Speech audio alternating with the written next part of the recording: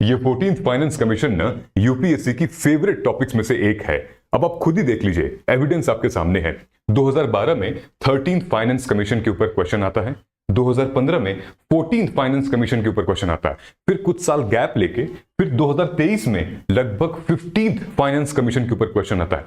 And if you are preparing for 2025 then आपने 16th finance commission को अगर नहीं पढ़ा है तो आपने बहुत बड़ी मिस्टेक की हुई है। क्यों? क्योंकि these are low hanging fruits. अगर आपने पीवाईक्यू की एनालिसिस नहीं की हुई है तो फिर आप इजी मार्क्स को छोड़ रहे हैं। But don't worry, I am here for you, I will do this analysis for you. और आप पढ़िएगा और एनालिसिस करिएगा और रिपीट करिएगा, रिवाइज करिएगा ताकि रिटेन हो सके आपको एग्जाम में। चलो शुरू करते हैं। ये देखो 2012 में जो हमारा 13th फाइनेंस कमीशन है, जिसको हम विजय केलकर कमेटी कमीशन भी कहते हैं, विजय केलकर साहब ने रेकमेंड किया था। उन्होंने यहां पर क्वेश्चन पूछा था जीएसटी के फ्रेमवर्क में, मतलब रेकमेंड किया था जीएसटी के फ्रेमवर्क पे और devolution of taxes for states, यहां से क्वेश्चंस आए हुए थे। ठीक, 2012 में जो क्वेश्चन पूछा गया था 14th फाइनेंस कमीशन के ऊपर, वो था percentage of share been divided to the state, जो कि फाइनेंस कमीशन का एक one of the most important function है। ठीक है, स्टेट शेयर कितना होना चाहिए। अच्छा, 15th फाइनेंस कमीशन में यह पूछा गया था कि आप बताइए कि टैक्स एफर्ट और गवर्नेंस परफॉर्मेंस के बेस पे, यानी कि कौन कौन सा क्राइटेरिया जो है वो यूज किया जाता है फॉर हॉरिजेंटल टैक्स डिवोल्यूशन। ठीक, कहने का मतलब यह है, जो आपको क्या करना है, आपको फाइनेंस कमीशन में उसके 3 इंपॉर्टेंट फंक्शंस को पढ़ने हैं। सबसे इंपॉर्टेंट फंक्शन क्या है?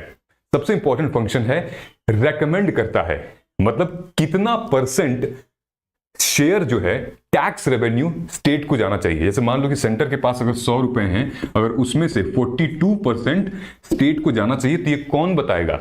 ये फाइनेंस कमीशन रेकमेंड करेगी तो ही स्टेट्स को टैक्स रेवेन्यूज मिलेंगे। एक फंक्शन ये हो गया। दूसरा फंक्शन है फाइनेंस कमीशन का, क्या? जितने भी ग्रांट होते हैं, एड ग्रांट्स होते हैं, हर स्टेट का एक अपना ग्रांट होता है। हर स्टेट कोई कमजोर है, कोई स्ट्रांग है, सारे स्टेट को एक जैसा ग्रांट नहीं मिलता है। अभी रिसेंटली न्यूज आई थी हिमाचल प्रदेश में कि सेंटर हमको भाई ग्रांट दे ही नहीं रहा है, क्योंकि हमारी यहां कांग्रेस की गवर्नमेंट है, वहां पे सेंटर में बीजेपी की गवर्नमेंट है, तो वो ब्लेम कर रहे थे। तो ग्रांट मिलती है हर स्टेट को, वो भी कौन डिसाइड करता है? फाइनेंस कमीशन डिसाइड करता है। तीसरा और सबसे इंपॉर्टेंट है, फाइनेंस कमीशन जो है वो स्टेट के फाइनेंस कमीशन को हेल्प करता है, ये बताने के लिए एडवाइस करता है कि भाई तू अपने मनी को कैसे अपनी म्यूनिसिपैलिटी में और पंचायती राज में सही तरीके से यूज कर, ताकि मनी का फ्लो अच्छा हो। ऑलराइट, सो इस तरीके की चीजें हमें अपने आने वाले एग्जाम के लिए पढ़ना पड़ेगा। नाउ मैं अपने बारे में बता देता हूं। मेरा नाम सिद्धार्थ है और I have held many UPSC aspirants to crack their prelims, mains and interview, and this time it's you. ध्यान से देखिएगा इस वीडियो को। वीडियो के एंड तक मैं आपको कई सारी माइक्रो थीम्स दूंगा जो कि आप डाउनलोड कर सकते हो। ले जाइए, पढ़िए, रिवाइज करिए एंड टेस्ट दीजिए, and then I am sure अगर यहां समझ लिया तो फिर आप एग्जाम में भी समझ जाएंगे। बहुत लेमैन लैंग्वेज में आपको समझा रहा हूं। पेन और पेपर ले लीजिएगा, टेलीग्राम पे इसकी पीडीएफ है, डाउनलोड कर लीजिएगा, लेकिन पीडीएफ के पीछे मत भागिएगा। ठीक है, ये देखो, इकोनॉमी को 2 हिस्सों में मैंने डिवाइड किया हुआ है। एक हिस्सा जो कि कोर इकोनॉमी है, ठीक है, जिसमें कि हम इन्फ्लेशन, आरबीआई का role, GDP, budget, monetary policy and instrument. दूसरा इकोनॉमी का सबसे इंपॉर्टेंट हिस्सा है वो है हमारा ये इंडस्ट्रीज, पॉपुलेशन, फिर उसके बाद एग्रीकल्चर, एम्प्लॉयमेंट, फिर economic institution, laws and policies. आपको पता है सबसे ज्यादा क्वेश्चंस इसमें से आते हैं। ये जो हमारा पार्ट 2 है, लेकिन अभी हम इसके बारे में बात करेंगे। और ये जो आप सेगमेंट देख रहे हो, ये पूरी की पूरी, ये पूरा जो माइक्रो थीम है वो आपके लिए है। मतलब हर साल पिछले 12 साल में यूपीएससी ने इकोनॉमी के सेक्शन से कहां से क्वेश्चंस पूछे हैं, कितने बार पूछे हैं और क्या उनकी थीम है, everything is for you. Number 1, जैसे कि 15 सालों में यूपीएससी का सबसे ज्यादा जो रिपीटेड टॉपिक है, 5 से भी ज्यादा बार आ चुका है, वो है agriculture and environment, banking, budget, monetary policy and money market. Okay, most repeated theme हर बार रिपीट हुई है, debt, investment, agriculture, finance, financial regulation, monetary policy, money supply, economic policy, exchange rate management, ये आप देख रहे हैं यहां से लेकर यहां तक ये पूरा अगर हम टॉपिक बना के इस पे नोट्स बनाते हैं और इसकी मल्टीपल रिवीजन करते हैं, इसका मॉक टेस्ट देते हैं, देन माय डियर मतलब आई एम टेलिंग यू कि सवाल आएगा इसमें से। ये वीडियो यहीं पर रहेगी यूट्यूब पे, and when prelims will come I will be there with you. Please serious हो जाइए और पढ़ाई शुरू कर दीजिए, ठीक है। You can recommend this video to somebody. आप वीडियो शेयर भी कर सकते हैं, आप इसको सब्सक्राइब भी कर सकते हैं चैनल। देखो अगर आपने सब्सक्राइब किया है तो आपको बेनिफिट मिल रहा होगा, एंड आने वाले टाइम पे और काफी ऐसी चीजें हम लोग लेने जा रहे हैं, तो इससे पहले आप सब्सक्राइब कर लीजिए। ये जो टॉपिक था पार्ट 1, इसमें सबसे ज्यादा जो क्वेश्चंस आते हैं वो आते हैं हमारे, ये देखिए, मॉनेटरी पॉलिसी से। मॉनेटरी पॉलिसी से सबसे ज्यादा क्वेश्चंस आते हैं। अभी हम डिस्कस करेंगे कैसे क्वेश्चंस आते हैं। इन्फ्लेशन से कैसे क्वेश्चंस आते हैं, बजट से, मैक्रो इकोनॉमिक से, मनी मार्केट से, ठीक है। तो इसी को कहते हैं कि रिटर्न ऑफ इन्वेस्टमेंट, यानी कि सब्जेक्ट वेटेज के हिसाब से, टॉपिक वेटेज के हिसाब से हमें पढ़ना चाहिए। तो मॉनेटरी पॉलिसी नंबर 1 पे, ये नंबर 2 पे, ये नंबर 3 पे, उसके बाद फिर हम रिवीजन के फॉर्म में हम आगे बढ़ेंगे। चलिए देखते हैं। सबसे पहले यहां ध्यान दीजिए, ये देखिए, देखो यूपीएससी ने इकोनॉमी के फाइनेंशियल इंस्ट्रूमेंट जो हमारा टॉपिक है उसके अंदर सवाल क्या पूछा है, ये पूछा है कि how many of the above are included in the capital market. ठीक है, आपने कहा government bond and stock market are included in the capital market. ठीक है जी, ये क्या है, call money market and treasury bill market. ये तो गलत हो गया, ठीक है। अब नेक्स्ट ईयर मान लीजिए कि 24 में आपको प्रीलिम्स देना था और आपने इसकी अच्छी से एनालिसिस कर ली थी, देखिए आपको 2 मार्क्स आराम से मिल जाएगा। 2024 में क्वेश्चन आता है collateral borrowing and lending obligation are the instruments of money market. मतलब उस साल का जो रॉन्ग स्टेटमेंट था वो उठा के इस साल का करेक्ट स्टेटमेंट बन गया, ठीक है। तो फाइनेंशियल इंस्ट्रूमेंट जो हमारा कैपिटल मार्केट है और मनी मार्केट है, ये 2 बहुत इंपॉर्टेंट इंस्ट्रूमेंट हैं जो कि हमारे यूपीएससी का फेवरेट थीम है, यहां से क्वेश्चंस पूछता है, ठीक है। ये बॉन्ड मार्केट क्या होता है, ये बॉन्ड मार्केट को हम डेट मार्केट भी कहते हैं, ठीक है। ये है स्टॉक मार्केट जिसको हम इक्विटी मार्केट भी कहते हैं। तो जो हमारा स्टॉक मार्केट है ना, वो bond market plus equity market, ठीक है। बॉन्ड मार्केट वो होता है जो आप गवर्नमेंट से मतलब पैसे ले लेते हो, लोन ले लेते हो, एक तरीके से गवर्नमेंट लेंड करती है आपको, ठीक है, अलग अलग फॉर्म में। इक्विटी मार्केट, स्टॉक मार्केट वो होता है, यानी कि इक्विटी मार्केट जो कि आप किसी इन्वेस्टर के पास जाते हो, आप अपना स्टॉक देते हो कंपनी का, आप शेयर होल्डिंग दे देते हो कंपनी की, ठीक है, ये होता है। नाउ यहां से क्वेश्चंस बन रहे हैं, तो आपने देखा ना कि कैसे रिपीट, मतलब टॉपिक को रिपीट किया गया है, और दिखाते हैं आपको आगे। मनी मार्केट याद है, मनी मार्केट के ये सारे इंस्ट्रूमेंट हैं, ध्यान दीजिएगा।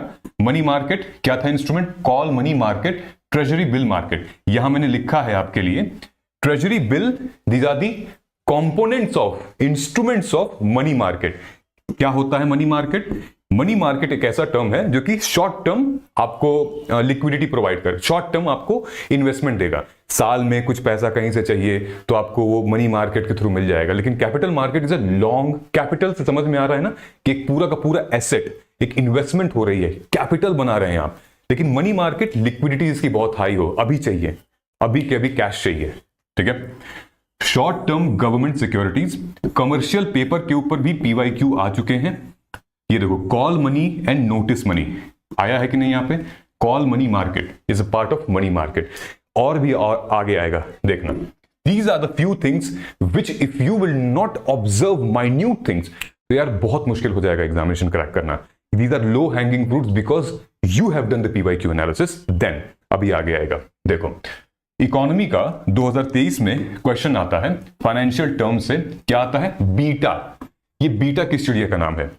ऑलराइट, बीटा ये वो टर्म है जब भी स्टॉक मार्केट में कोई फ्लक्चुएशन होती है, तो जो एक प्रॉपर रीडिंग होती है ना, एक वैल्यू जहां पे फ्लक्चुएशन स्टार्ट हो रही है, वो न्यूमेरिकल वैल्यू को बीटा कहते हैं, जहां से एक एनालिसिस मिल जाएगी कि आखिर चल क्या रहा था स्टॉक मार्केट में, ठीक है। ये है मतलब कि आपको यूपीएससी चाहती है कि कॉन्सेप्चुअल क्लैरिटी हो फाइनेंशियल इंस्ट्रूमेंट में, जो कि इन तरीके जिनको मैंने अभी आपने बताया है, कैपिटल मार्केट के बारे में, फाइनेंशियल टर्म्स के बारे में, ठीक है। यूपीएससी आपसे ये चाहती है भाई। अब देखिए आपको एक क्वेश्चन आया था, करंट अफेयर था 21 मार्च 2024 को। ये करंट अफेयर, ये न्यूज आई थी, उसके बाद आपके 2024 में सवाल आ गया था, क्या है एक्सचेंज ट्रेड फंड्स। ये क्वेश्चन था।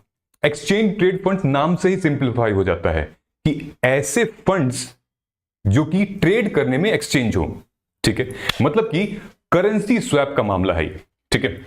विच of the following is the financial instrument, ठीक है, कौन कौन सा है, तो आप कहेंगे कि exchange trade funds and currency swap, these are the part of the financial instrument, not motor vehicle, ठीक है। तो ये और ये सही है, और ये आया हुआ था हमारा एक्सचेंज ट्रेड फंड्स कहां से आया था, ये एक न्यूज आई थी, करंट अफेयर का बेस पे क्वेश्चन है, ठीक है। नाउ एक सवाल और आता है हमारा 2024 में फाइनेंशियल रेगुलेशन से, डेट मार्केट से। अब आप बताइए डेट मार्केट किसको कहेंगे, किसका पार्ट है, कैपिटल मार्केट का पार्ट है। कैपिटल मार्केट में किसका पार्ट है डेट मार्केट, ये है आपका बॉन्ड मार्केट का, ठीक है। ये है आपका इक्विटी मार्केट और ये है debt market, bond market, capital market, ठीक है। क्या है क्वेश्चन इसमें, आइए देखते हैं। डेट मार्केट क्या बोल रहा है कि नॉन बैंकिंग फाइनेंशियल कंपनीज जो हैं वो LAF liquidity adjustment facility window को एक्सेस कर सकती है, जो कि रिजर्व बैंक ऑफ इंडिया दी है। क्या कर सकती है, आपने आंसर देखा डी, चलो भाई देख लेते हैं। 2 और 3 सही है, मतलब कि foreign institutional investor can hold government securities, which is right. Stock exchange can offer separate trading platform for debt. ये हमारा करंट न्यूज आई थी दिसंबर 2023 में, और फिर 24-2000 प्रीलिम्स में आ चुका था। एनबीएफसीज जो हैं वो अब ये लिक्विडिटी एडजस्टमेंट फैसिलिटी जो आरबीआई प्रोवाइड करती है उसका एक्सेस नहीं कर पाएंगे। ये भाई न्यूज आई थी एक, ठीक है। अब आगे आते हैं, ये ध्यान से देखिए, यहां पर इकोनॉमी के बारे में बात हो रही है कि इकोनॉमी क्या हुआ करती थी उस टाइम पर जब हमारा 1991 का एलपीजी रिफॉर्म आया था, ठीक है। तो इनका कहना है कि लिबरलाइजेशन जो इकोनॉमिक पॉलिसी आई थी, इनमें से उस टाइम पर क्या हो गया था, ठीक है। तो आप कहेंगे कि भाई सब कुछ ठीक था, लेकिन ये नहीं था, बाकी सब था। इंडिया का एक्सपोर्ट का शेयर वर्ल्ड ट्रेड में बढ़ गया था, हमारा एफडीआई का फॉरेन डायरेक्ट इन्वेस्टमेंट आने लगे थे, फिर हमारा जो है वो फॉरेन एक्सचेंज फॉरेक्स रिजर्व काफी बढ़ गया था, क्योंकि डॉलर में एक्सचेंज रेट हो रहा था, लोग इन्वेस्ट कर रहे थे डॉलर में, तो हमारा भाई बढ़ रहा था। लेकिन एग्रीकल्चर जो था हमारा इंक्रीज नहीं हो रहा था, यहां पे दिया है इंक्रीज हो रहा था। तो ये क्लास 11th की जो हमारी बुक है ना, इंडियन इकोनॉमिक डेवलपमेंट, उसका क्वेश्चन है ये, बहुत इजी क्वेश्चन, ठीक। अब देखो ट्रेड एंड पॉलिसी से ही एक और क्वेश्चन बनता है। क्या है ट्रेड एंड पॉलिसी का क्वेश्चन, कि India accounts for 3.2% of global export good, many local companies and some foreign companies operating in India have taken some advantage, और दूसरा पार्ट है प्रोडक्ट लिंक्ड इंसेंटिव स्कीम। ये एक ऐसा क्वेश्चन है कि ऑलमोस्ट बहुत सारे लोगों का गलत हो सकता है, क्योंकि इसमें फैक्चुअल डेटा के बारे में बात हो रही है। पता है आपको, ये 3.2 की जगह 3.5 होगा, और यहां पे एक्सपोर्ट की जगह इंपोर्ट होगा, ठीक है। तो ऐसे फैक्चुअल चीजें एक आध क्वेश्चन आता है, तो आप उसको स्किप करें तो ज्यादा बेहतर है, बजाय कि आपको भाई मतलब माइनस मार्किंग उसमें मिल जाए। अगर आपको आता है तो ही आप अटेम्प्ट करेंगे, ठीक है। इसका सही जवाब डी था। डी मतलब कि स्टेटमेंट 1 इनकरेक्ट है, लेकिन स्टेटमेंट 2 जो है वो करेक्ट है। ऑलराइट, सो यूपीएससी आपकी अवेयरनेस टेस्ट कर रही है, India's role in global trade and economic reform. India का रोल क्या है पूरे विश्व के ट्रेड एंड कॉमर्स में, और इकोनॉमिक रिफॉर्म्स में क्या इंडिया का रोल रहा है, ठीक है। जैसे कि डिजिटल इकोनॉमी क्वेश्चंस बनता है, आएगा, आ चुका है। फाइनेंशियल टेक्नोलॉजीज आ चुका है क्वेश्चन। ई रूपी, ब्लॉकचेन एंड फिनटेक का क्या रोल है, क्वेश्चंस बन सकते हैं। ऑलराइट, नाउ जैसी एनालिसिस हम कर रहे हैं, अगर आपको हर एक सब्जेक्ट की हर एक टॉपिक के अंदर इस तरीके की अगर एनालिसिस मिले, तो आपका प्रीलिम्स बहुत अच्छा जा सकता है। और इसीलिए मैंने मार्गदर्शन आईएएस का ये पीवाईक्यू अस्त्र, ये 15 रिकॉर्डेड वीडियो का पूरा प्रोग्राम है, जिसमें कि हर सब्जेक्ट की हमने ऐसे ही एनालिसिस की हुई है। अब तो वैसे भी 70 डेज बचे हुए हैं। अगर आप पीवाईक्यू अस्त्र की रिकॉर्डेड वीडियोस को देखते हैं, मात्र 1-1 घंटे का वीडियो है, अगर आप उसको देख के आपका पूरा गेम पलट सकता है। बट मैं आपसे कह रहा हूं कि आप अभी इसको मत प्रोग्राम को लीजिए। क्यों? क्योंकि अभी तो फिलहाल हमने इस पे एक ऑफर लगा रखा है, मतलब आपको होली की ढेर सारी शुभकामनाएं। और लेकिन अभी भी इस ऑफर को आप मत लीजिएगा। पता है क्यों? क्योंकि मैंने ये एनालाइज किया कि जो हमारा PYQ अस्त्रा का जो प्रोग्राम है, ठीक है, एस्पिरेंट्स इसको एनरोल तो कर रहे हैं, लेकिन उसके बाद फिर वो हमारी टेस्ट सीरीज को अलग से परचेज कर रहे हैं। मतलब एक ही स्टूडेंट को 2 बार पेमेंट करनी पड़ रही है।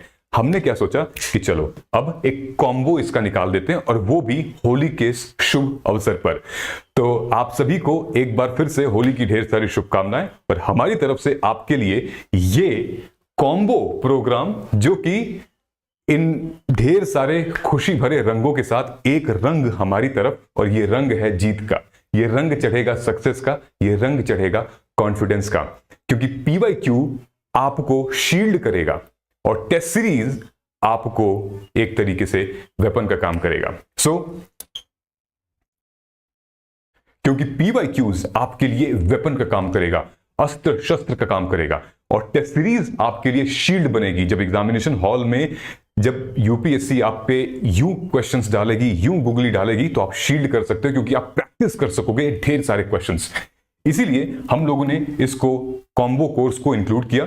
90% एस्पिरेंट्स सिर्फ पढ़ाई करते हैं, लेकिन जो सिलेक्ट होते हैं वो यूपीएससी के पैटर्न को एनालाइज करते हैं और मॉक टेस्ट को सॉल्व करते हैं, और इसी के थ्रू उनका सक्सेस रेट काफी बढ़ जाता है। अब हमारे पास सिर्फ कुछ दिन बचे हुए हैं, उन्हीं कुछ दिनों में हम इन्हीं दोनों की रणनीति को अपनाएंगे और अपने प्रीलिम्स में बहुत अच्छा करके दिखाएंगे। नीचे कमेंट सेक्शन में जाइए, आपको मिल जाएगा लिंक, और नहीं तो आप हमारे वेबसाइट पर भी जा सकते हैं। अगर आप गूगल करेंगे margdarshan.is.com, सबसे पहला जो लिंक आएगा उस पर क्लिक करेंगे तो आपको ये वेबसाइट मिल जाएगी। इस वेबसाइट पर जाके आप इजीली जो हमारा कॉम्बो प्रोग्राम है टेस्ट सीरीज और PYQ अस्त्रा, उसको आज ही एनरोल कर सकते हैं। देखिए, जितना लेट उतना लॉस, हम लेट नहीं करेंगे। अगर आपने अभी तक PYQ की इन-डेप्थ एनालिसिस नहीं की है, this video could be game changer for you, this program could be game changer for you, because people have done it, लोगों ने किया हुआ है और उनको रिजल्ट भी मिला हुआ है। ठीक है, अब हम लोग आगे आते हैं। चलिए, इस पूरे के पूरे एनालिसिस में अब हम लोग मूव करते हैं मॉनेटरी पॉलिसी और उनके इंस्ट्रूमेंट के लिए। अभी भी वीडियो को एंड तक ही देखना है, क्योंकि पीछे मैं काफी कुछ शेयर करने वाला हूं जो कि आपके माइक्रो थीम से रिलेटेड है, वो आप ले जाएंगे और डाउनलोड कर सकेंगे। ठीक है, देखो मॉनेटरी पॉलिसी के इंस्ट्रूमेंट में, देखो मैंने बताया था आपको कि आरबीआई जो है वो इन्फ्लेशन को, महंगाई को कैसे कंट्रोल कर सकती है। ठीक है, कैसे कंट्रोल करेगी? वो है मॉनेटरी पॉलिसीज के थ्रू। मॉनेटरी पॉलिसीज की वो नीतियां, वो स्ट्रैटेजी हम अपनाएंगे कि मनी का जो फ्लो है मार्केट में वो कम ज्यादा, और महंगाई का जो दर है वो कम ज्यादा हर एक सेक्टर में कैसे होगा। लेकिन ये मॉनेटरी पॉलिसी टूल्स से होता है, यानी कि आरबीआई पॉलिसीज अपनाती है, फिर टूल्स को यूज करके इन्फ्लेशन को कंट्रोल करती है। ठीक है, उसी टूल्स के बारे में यहां बात हो रही है। यह है रेपो रेट, यह है CRR कैश रिजर्व रेशियो, यह है लिक्विडिटी, यह ओपन मार्केट, यह है LAF जिसके बारे में हमने अभी बात की थी। ठीक है, अभी डिस्कस करते हैं role of market participants in economy, जैसे कि हमारा government securities, corporate bond, foreign investment. ठीक है, अब देखो असली कहानी यहां से अब शुरू हो रही है। इन्फ्लेशन, अगर आपको इन्फ्लेशन समझ में नहीं आता, अब समझ में आ जाएगा, बिकॉज जर्नी कहां से शुरू हो रही है। यूपीएससी अपने क्वेश्चंस फ्रेम कैसे करता है, ये देखो। पिछले 9 साल के इन्फ्लेशन के क्वेश्चन को हमने यहां पे लिखा है, और देखो किस तरीके से क्वेश्चंस पूछ रहे हैं, ध्यान से देखना। नाउ एक क्वेश्चन आता है 2015 में। 15 में पूछता है कि with reference to inflation in India, which of the following statement is correct. अब आप कहेंगे कि decrease money circulation help in controlling the inflation. समझ में आ गया कि आरबीआई जो है वो क्या करेगी कि मनी के सर्कुलेशन को वो डिक्रीज करेगी। ठीक है, इससे क्या होगा? इन्फ्लेशन कंट्रोल में होगा। ठीक है, समझ में आ गया? एक इंस्ट्रूमेंट दिख गया आपको। दूसरा क्या है? 2015 में एक और क्वेश्चन आता है कि स्टैट्यूटरी लिक्विडिटी रेशियो, मतलब कि आरबीआई ने SLR को 50 पॉइंट जो है रिड्यूस कर दिया, तो उसका क्या इफेक्ट पड़ेगा? देखिए, सही जवाब है कि scheduled commercial bank made lend may cut their lend rates. मतलब कि आरबीआई से जिन कमर्शियल बैंक्स पैसा लेते हैं, अब आरबीआई अब कम इंटरेस्ट में उनको पैसा देगा। तो जाहिर सी बात है कि हम और आप कमर्शियल बैंक से जब हम लोन लेंगे तो हमें भी इंटरेस्ट कम पड़ेगा। ठीक है, इससे क्या होगा, मार्केट में मनी थोड़ा सा फ्लो होगा। ठीक, इसका मतलब यह है कि जब SLR रिलीज किया जाएगा और उसको रिड्यूस किया जाएगा तो इंटरेस्ट रेट जो है वो लोअर हो जाएगा और मार्केट में मनी का जो फ्लो वो तेजी से बढ़ने लगेगा। अब आपको दो चीजें समझ में आ गई। जब आप नोट्स बनाओगे अपने, तो नोट्स ऐसे ही बनेंगे कि अगर RBI अपने इंस्ट्रूमेंट को लोअर करती है तो क्या होगा, हायर करती है तो क्या होगा। यहां दिख गया ना तुम्हें, SLR को लोअर करेंगे तो क्या होगा। यहां दिख गया ना कि अगर मनी के सर्कुलेशन का डिक्रीज करेंगे तो इन्फ्लेशन कंट्रोल हो जाएगा। ठीक, अब ये क्वेश्चन याद रखना और आगे चलना। देखो, अब देखो 2015 और 20 का एक और सवाल देखते हैं, ये इन्फ्लेशन से ही रिलेटेड है। ठीक है, 2015 में सवाल आता है इन्फ्लेशन के इंडिसेस के ऊपर। क्या है, जो हमारा कंज्यूमर प्राइस इंडेक्स है। ये एक out of the box question नहीं है, लेकिन पार्ट है, इंडिसेस है। लेबर मिनिस्ट्री, लेबर ब्यूरो जो कि मिनिस्ट्री ऑफ लेबर एम्प्लॉयमेंट के अंदर है, वो इस रिपोर्ट को कंपाइल करती है और रिलीज करती है, जो है CPI। ठीक है, अब ये पूछ रहा है तो लेबर कौन सी मिनिस्ट्री रिलीज करती है, ये लेबर वाली करती है।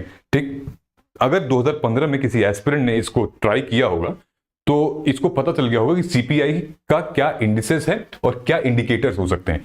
तो 2020 में CPI पे ये क्वेश्चन आया था, इजीली सॉल्व कर देगा। CPI पे क्या क्वेश्चन आया था, वेटेज के ऊपर आया था, CPI के इंडिकेटर्स के ऊपर आया था। मतलब कि only 1 and 2 is right, weightage of food in CPI is higher than that of WPI। ठीक है, और यहां पर देखिए RBI जो है वो WPI को नहीं, CPI को फूड वेटेज के लिए, मॉनेटरी पॉलिसी की डिसीजन मेकिंग करने के लिए CPI को यूज करता है, न कि WPI। WPI क्या है, होलसेल प्राइस इंडेक्स। ये क्या है, कंज्यूमर प्राइस इंडेक्स। तो RBI मॉनेटरी पॉलिसी की डिसीजंस को लेते समय पे CPI के बारे में सोचता है, न कि WPI के बारे में। आई बात समझ में। अब और आगे देखिए, आगे 2021 में एक सवाल आ रहा है, 2021 में एक और सवाल आ रहा है, ध्यान से देखते हैं।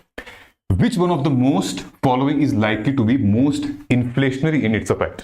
आप कहेंगे GA, creating new money to finance budget deficit। ठीक है, बजट डेफिसिट क्या होता है, बजट डेफिसिट यार सरकार जितना एक्सपेंड मतलब खर्चा कर रही है उससे ज्यादा रेवेन्यू उसको कम मिल रहा है। ठीक है, ज्यादा खर्चा, रेवेन्यू कम कलेक्ट हो रहा है, बीच में जो गैप है उसको हम डेफिसिट कहते हैं। उस डेफिसिट को फंड करने के लिए अगर हम नया मनी प्रिंट करेंगे तो क्या होगा, इन्फ्लेशन बढ़ेगा। ठीक है, सेम चीज अगर आप यहां पर देखेंगे इस क्वेश्चन में, decrease money circulation help in controlling the inflation, जो कि यहां सही था। यहां क्या आ रहा है, creation of new money to finance budget deficit, वो इन्फ्लेशन को बढ़ा देगा। ठीक है, समझ में आ रहा है कुछ कैसे कनेक्ट हो रहा है चीजें। ऑलराइट, अब यहां देखो, with reference to Indian economy, demand pull inflation क्या होता है। ठीक है, demand pull inflation can be cause or increased by expansionary policy, fiscal instrument and higher purchasing power. Okay, ये वेजेस और interest, rising interest rate lower कर देगा। ठीक है, अब आगे देखते हैं। ये देखिए 2022 में ये जर्नी है। अगर आपने 2015 में ही समझ लिया होता कि आखिर किस तरीके से सवाल यूपीएससी पूछ रही है, अपने RBI जो हमारी मॉनेटरी पॉलिसी और उसके इंस्ट्रूमेंट को कैसे कंट्रोल करके, भाई ये आ रहा है, ये देखो 2021 में फिर से पूछ रहा है, money multiplier in economy increases which one of the following. इनमें से क्या होगा कि मनी मल्टीप्लायर जो है वो और बढ़ता जाएगा। क्या होगा, increase in banking habit of the people. ठीक है, अगर banking habit of the people increase होगा तो money multiplier in economy increases. ठीक है, कैश बढ़ने लगेगा, लिक्विडिटी बढ़ने लगेगी और इन्फ्लेशन जो है धीरे धीरे और मतलब मार्केट में मनी फ्लो होने लगेगा। ठीक है, इससे पहले भी इससे क्वेश्चन आया था इसी तरीके से, सेम चीज, increase in the population of the country, ये नहीं होगा, ऐसे नहीं होता है। ठीक, अब ये देखो, with reference to Indian economy consider the following statement, if the inflation is too high RBI is likely to buy government security. ठीक है, if rupee is rapidly depreciating, RBI is likely to sell dollar in the market. ठीक है, if interest in the USA or European Union were to fall, then it is likely to RBI to buy dollars. ठीक है, अब ये question आप लोग बताओगे, मतलब क्या होगा इसका।